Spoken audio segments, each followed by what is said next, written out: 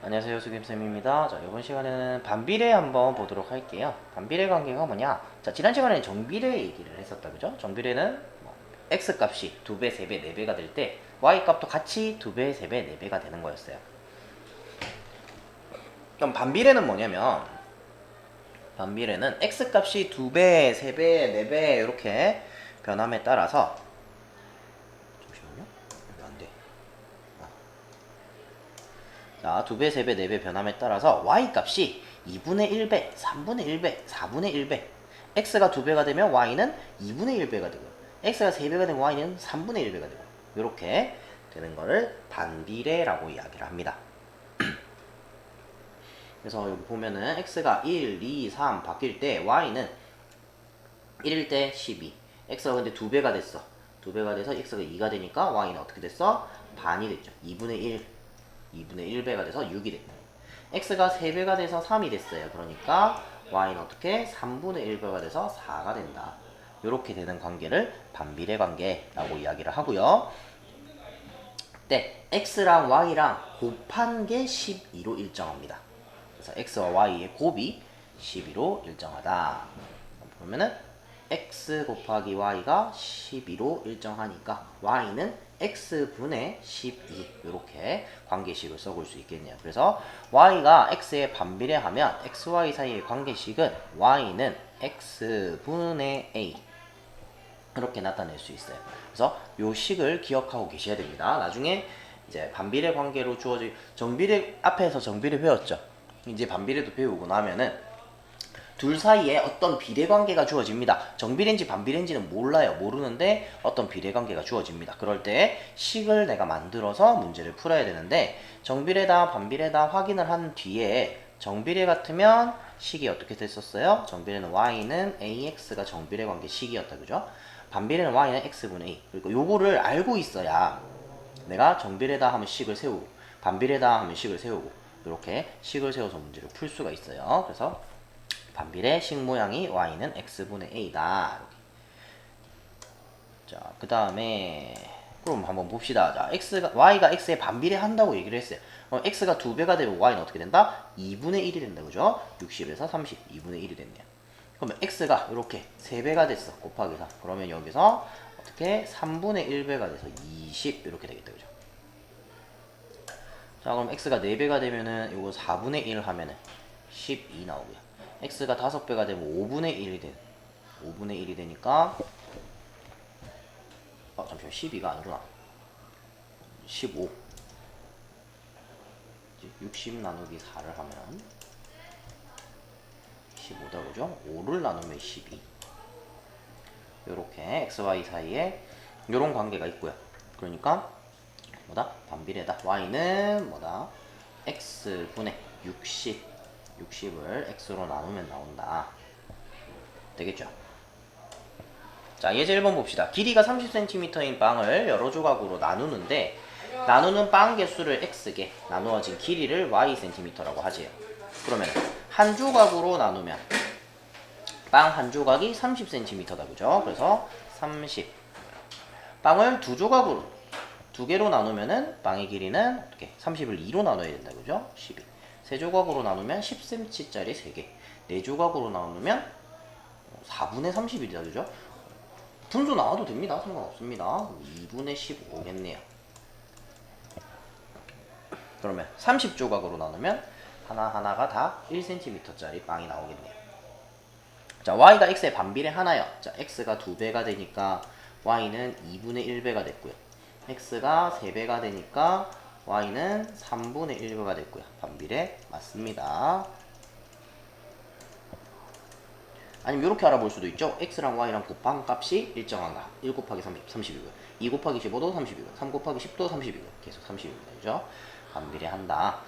관계식 어떻게 된다? y는 x분의 30, 30을 x로 나눴을 때 y 값이 나온다. 되겠죠? 자, 다음. 그럼 반비례 관계 그래프는 어떻게 그려지느냐? 그래프는 점을 쭉쭉쭉 찍어보면 점이 요렇게 찍혀요. x분의 4의 그래프를, 자, x가 마이너스 1이면 마이너스 4, 마이너스 2면 마이너스 2, 마이너스 3이면 마이너스 3분의 4. 마이너스 4일 때 마이너스 1, 1일 때 4, 2일 때 2, 3일 때 3분의 4, 4일 때 1 이렇게 찍혀요. 정수일 때. 그러면 이 간격을 더 좁게 하면은 여기 사이사이에 점들이 막 찍혀. 그래서 요런 점들이 다다다닥 찍힐 거고요. 수 전체다. 근데 여기서 반비례 관계일 때는 요 x가 0이 되면 안 돼요. x가 0일 수는 없어요. 왜? 분모에는 0이 못 들어갑니다. 그러니까 x가 0, 0으로 나누는 경우는 수학에서 존재하지 않아요. 그래서 x가 0이면 안 돼. 그래서 0이 아닌 수 전체일 때 얘를 선으로 쭉쭉 이어주면 되겠다. 그죠? 그래서 이런 모양이 나온다. 자, 그럼 반비례 관계 그래프 성질. 좌표축에 가까워지면서 한없이 뻗어가는 한 쌍의 매끄러운 곡선이다. 한 쌍의 곡선이다. 되나요? 그래서 A가 양수일 때 제1사분면과 제3사분면에 이렇게 곡선이 두 개가 그어지고요. A가 음수일 때는 제2사분면과 제4사분면에 곡선이 이렇게 그어집니다. 그리고 A의 절대값이 클수록 원점에서부터 멀어져요. 이게 무슨 말이냐면 더 멀리 이렇게 그려진다는 거야. 더 멀리. 절대값이 클수록. 자, 그래서 반비례 관계 그래프를 직접 한번 그려봅시다. 마이너스 4일 때 마이너스 4면 마이너스 2분의 1이죠. 마이너스 2분의 1이면 여기쯤에 있겠네. 그지? 마이너스 2가 들어가면 마이너스 1. 마이너스 1이 들어가면 마이너스 2. 1이 들어가면 마이너스 1이 들어가면 잠시만요. 마이너스 3을 찍었네요. 마이너스 2가 들어가면 마이너스 1. 마이너스 1이 들어가면 마이너스 2. 여기도 마찬가지. 1이 들어가면 2가 되고요. 2가 들어가면 여기가 되고요. 4가 들어가면 2분의 1이 되고요. 점이 이렇게 찍히겠네요. 그럼 0이 아닌 수 전체일 때 그럼 어떻게 된다? 얘랑 똑같이 찍어줍니다. 그래프 그리는 방법이에요. 그래프를 이렇게 똑같이 찍어줄 거예요. 여기도 마찬가지. 아까 전에 구해놓은 점들을 다 찍어줄 거야. 다 찍어준 다음에 얘네를 자 축하고는 안 만납니다. 축에 점점 가까워지지만 만나지는 않아요. 그런 선을 점근선이라고 하는데 나중에 배울 거예요. 지금 당장은 모르셔도 됩니다. 점근선이라는 단어는 모르셔도 돼요. 근데 곡선으로 이렇게 이어주시면 돼요. 가까이는 가지만 만나지는 않아야 돼요. 이렇게 끄면 안 된다는 얘기입니다. 그래서 요렇게 이쁘게 곡선으로 요렇게 내가 지금 찍어 놓은 점들을 다 지나가면서 이렇게 곡선으로 그려주시면 돼요. 되겠죠? 자, 이제 2번 봅시다. 그래, 어떻게 해야 된다? 좌표평면이 그리려면 내가 점을 찍으셔야 돼요. x가 마이너스 1이면 마이너스 3이고요. 마이너스 3일 때 1이고요. 마이너스 1이고요. 중간에 뭐 하나 하면 좋은데 마이너스 2분의 3이면 좀 헷갈리나요? 마이너스 2가 들어가면 마이너스 2분의 3이니까 요쯤에 있겠죠. 그죠? 마이너스 1하고 마이너스 2 사이에 딱 중간에 이렇게 있을 겁니다. 반대쪽에 1 넣으면 3이고요. 2 넣으면 2분의 3이고 3 넣으면 1이고 그래서 얘를 곡선으로 이렇게 이어주시면 돼요. 이렇게. 그래서 이거 그릴 때 점을 찍어주세요. 점 찍은 걸 표시를 해주세요. 나는 여기를 점을 찍어서 이렇게 곡선으로 이었어요. 라고 표시를 해주시면 됩니다. 얘도 마찬가지. 마이너스 4일 때 1이고요. 마이너스 1일 때 2고요. 1이면 여기가 마이너스 1. 마이너스 1일 때 4고요. 1일 때 마이너스 4. 2일 때 마이너스 2. 4일 때 1 되니까 요런 곡선이 그려지겠네요. 한 쌍의 매끄러운 곡선으로 이렇게 그려주시면 됩니다. 자, 다음 반비례 관계 그래프가 점 A, 마이너스 A, 4를 지날 때 뭘 지난다? 그럼 어떻게 해라? 대입해서 문제를 풀자. 그래서 마이너스 A, 4를 집어넣습니다. 4는 마이너스 A분의 6. 얘를 여기다 곱해주면 되죠. 마이너스 4A는 6. A는 마이너스 4분의 6. 약분하면 A는 마이너스 2분의 3. 이렇게. 자, 넘어갈게요. 다음은 오른쪽 그래프가 나타내는 x, y 사이의 관계식을 구하는 과정이에요. 요 그래프의 식을 구하고 싶대요. 그래서 식을 한번 구해보자. 어떻게 보이지냐? 좌표축에 가까워지면서 한없이 뻗어나가는 한 쌍의 매끄러운 곡선입니다. 그러니까 반비례 관계 y는 x분의 a의 그래프고 이 그래프가 마이너스 2,3을 지난다. 그러니까 반비례 관계인 걸 알았어. 그래프 모양을 보고 내가 반비례 관계인 걸 알았으니까 어떻게? 식부터 일단 이렇게 적어두는 거예요. 아, 식이 이렇게 나올 거야. 이런 모양이야, 식이. 그런 다음에 나는 a 값을 구해서 식을 완성을 할 겁니다. 그래서 어느 점을 지나 마이너스 2,3을 지난다는 걸 내가 봤어. 봤으니까 마이너스 2,3을 대입을 하는 거죠. 그래서 x에 마이너스 2, y에 3을 대입을 해줍니다. 자, 이렇게 대입을 해주면 3은 마이너스 2분의 a. 그러니까 얘를 여기다 곱하면 a는 마이너스 6 나왔다. 그죠?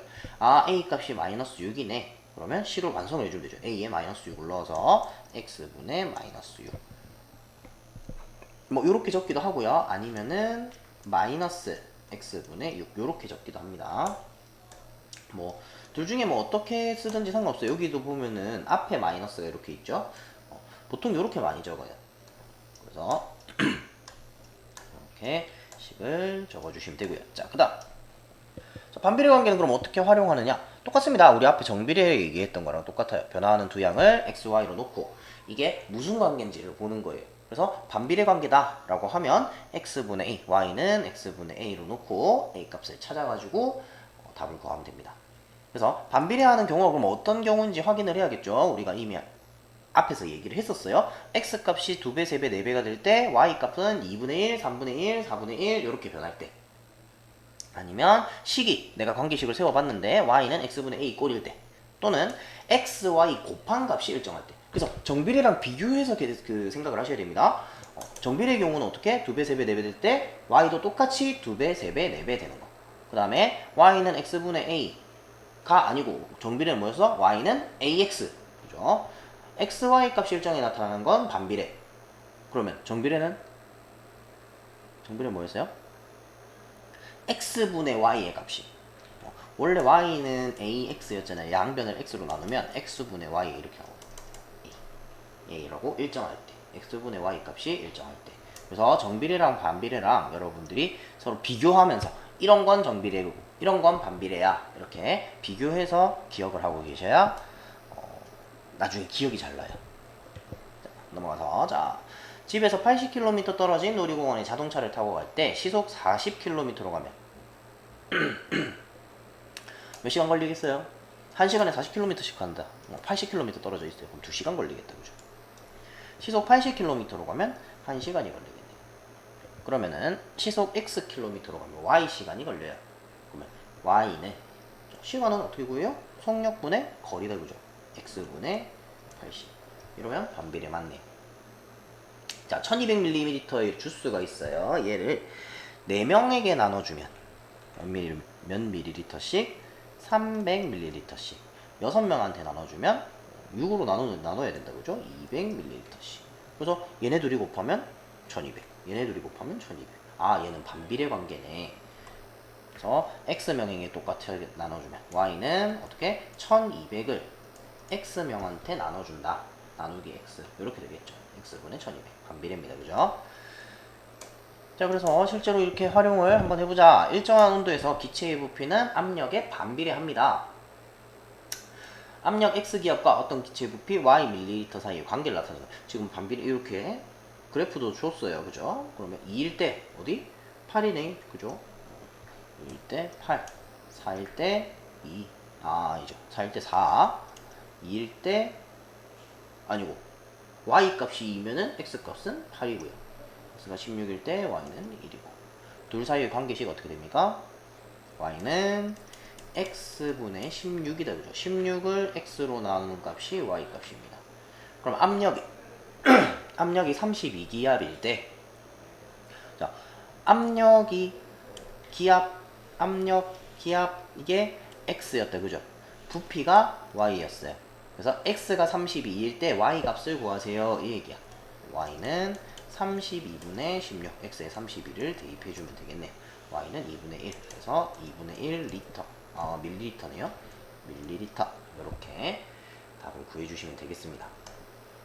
자, 어렵지 않죠? 그래서 다시 한번 얘기하지만 반비례, 정비례, 지금 전 시간에 정비례 했고요. 이번 시간에 반비례 했어요. 정비례하고 반비례하고 어떻게 비교해서 서로 비교해서 기억을 하셔야 됩니다. 정비례보다는 반비례가 이야기할 내용이 조금 더 적기는 해요. 정비례가 더 얘기할 내용이 많았었어요. 근데 정비례랑 반비례랑 이렇게 비교해서 기억을 하고 계셔야 나중에 어떤 문제가 나오냐면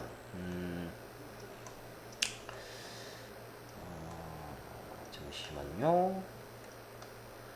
비슷한 이런 활용 문제에서 내가 이거를 정비례를 이용해서 풀지 반비례를 이용해서 풀지 확인을 할 수 있다 이거야.